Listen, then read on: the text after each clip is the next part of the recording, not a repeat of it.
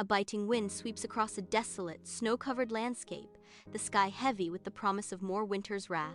The orphanage stands stark against the bleak horizon, a modest structure braving the harsh elements.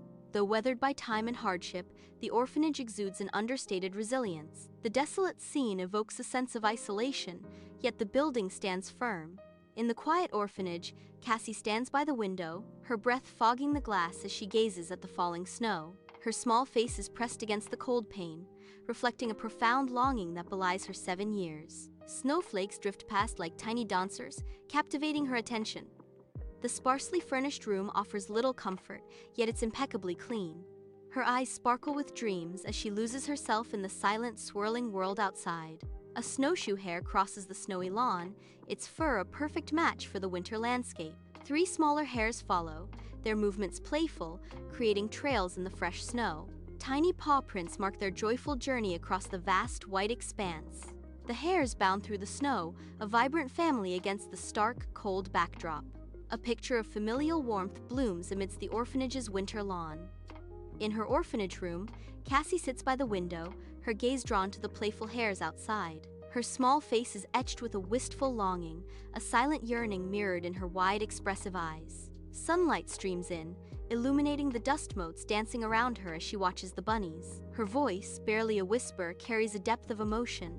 "I wish I have a family like yours, bunnies." The hares frolic, unaware of the lonely girl watching them from her window.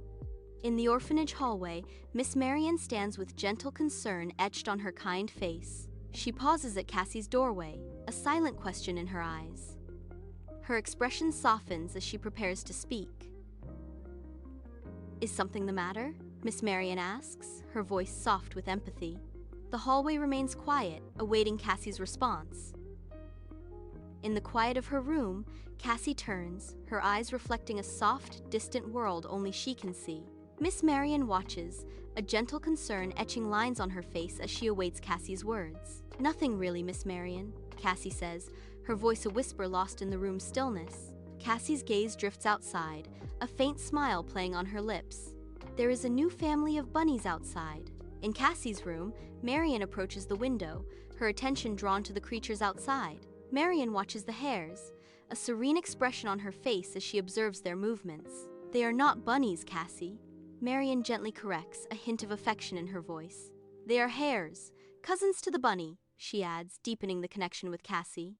In her room at the orphanage, Cassie is surrounded by stuffed animals. Marion sits opposite her, a gentle smile gracing her lips. Cassie asks, her voice soft with curiosity, "How do you tell them apart?" Marion replies, "You can usually tell them apart by their ears. Bunnies had short ears." In Cassie's room at the orphanage, Marion sits beside her, a gentle understanding softening her features. The room is quiet, a haven of childhood dreams amidst the institutional setting.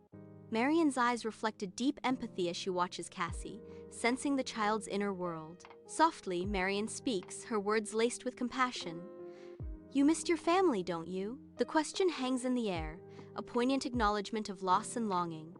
In a sparsely decorated room, Cassie sits on the edge of her bed, her small hands clasped tightly in her lap. A single window reveals the somber, gray sky, mirroring the quiet tension in the room. Cassie's eyes, filled with a mix of hope and apprehension, reflect the dim light. The silence of the room is broken only by Cassie's soft, obedient reply. "Yes, Miss Marion," she whispers, her voice barely audible against the backdrop of the orphanage. Her small figure seems lost in the room, a portrait of quiet resilience against a bleak setting. In Cassie's sparsely furnished room, Marion offers a comforting arm around her. The room, though simple, is impeccably clean, a small sanctuary. Marion reassures Cassie, her voice gentle and warm. "Fear not, my dear," Marion says, offering hope. "There is a young couple coming in tomorrow," she adds, hinting at a new beginning.